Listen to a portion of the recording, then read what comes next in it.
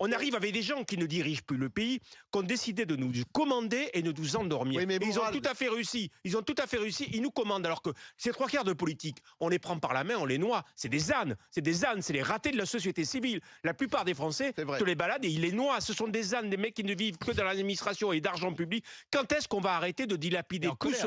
Et les chambres de commerce et les tribunaux de Mais il faut commerce, descendre c'est dans la rue pareil. maintenant. Au bout d'un moment, ça va péter. Mais ça va Et le péter. plus pathétique, Ça va c'est qu'ils péter. font Mais des je t'en sors. réunions. Je t'en sors 50 de cas comme ça. Je t'en sors 50 et à côté de ça, on nous dit on a du mal à monter un budget. Bon, il a tout dit. Honnêtement, arrivé un moment, c'est bien que la parole elle se libère comme ça, je trouve ça bien. Mais oui, les gens qui nous gouvernent aujourd'hui sont des ânes, et le mec qui nous gouverne au plus haut niveau est le pire des ânes, on le sait très bien.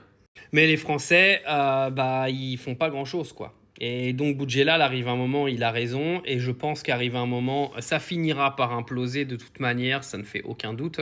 En fait, on ne peut pas continuer à vivre dans une société où vous avez le gouvernement qui vient vous expliquer que vous allez devoir utiliser votre épargne pour aller financer la guerre, alors qu'eux-mêmes ont dilapidé l'intégralité de l'argent du pays depuis 2017. Les gens ne vont pas pouvoir continuer à vivre dans un pays blindé d'insécurité comme nous le sommes aujourd'hui. Et la colère, elle va faire que de monter jusqu'au jour où ça va totalement exploser.